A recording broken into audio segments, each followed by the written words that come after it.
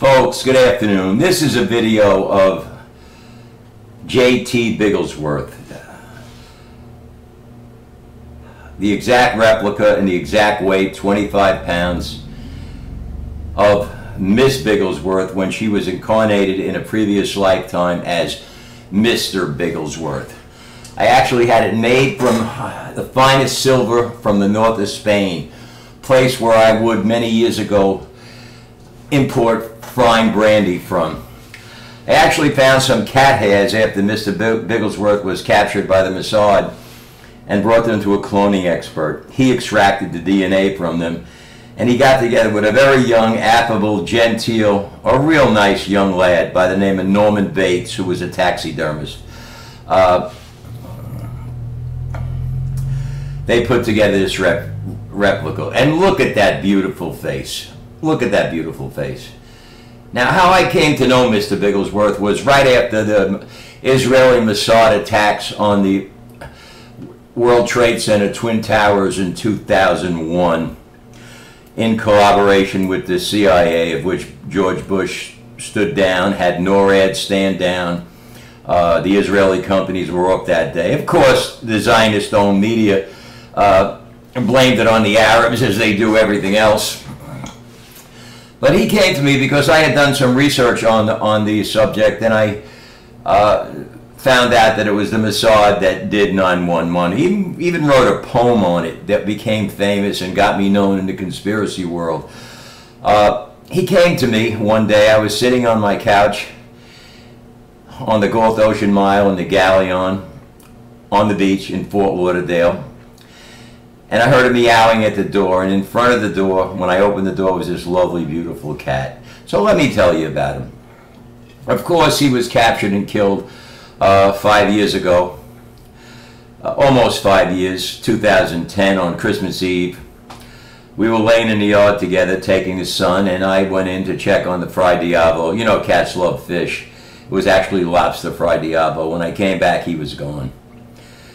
He told me, Miss Bigglesworth, that is, in the new incarnation, what happened. He didn't know they were coming. Now, Mr. Bigglesworth was the fastest of, wasn't the fastest, I should say, of kittens. I don't know, maybe it was his Xanax he was taking or the Percocet. I'm sure that had something to do with it.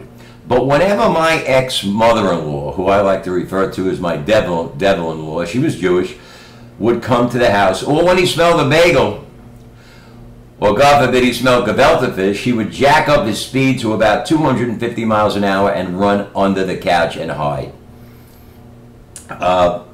Wouldn't come out until she was long gone, or till the odor of the gefilte fish or the catfish or the bagel with cream cheese, or for that matter the cabbage soup, was long gone. In fact, I had to use Lysol deodorizer, extra strength, to get the smell out of the air.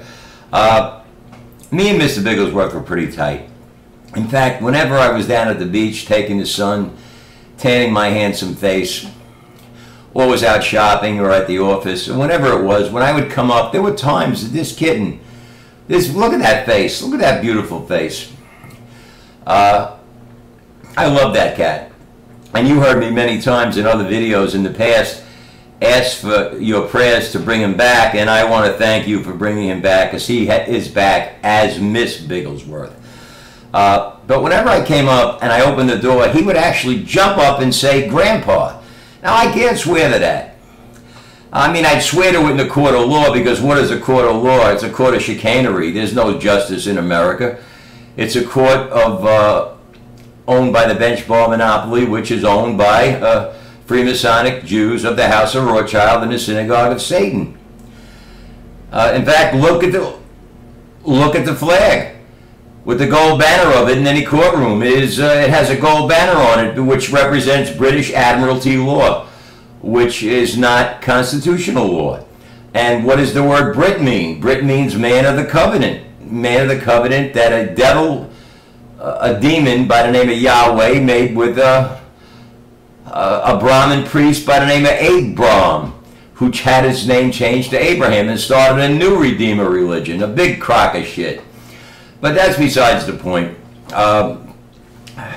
Mr. Bigglesworth and I were very close, and I was very sad the day he was captured and found out later that he was killed.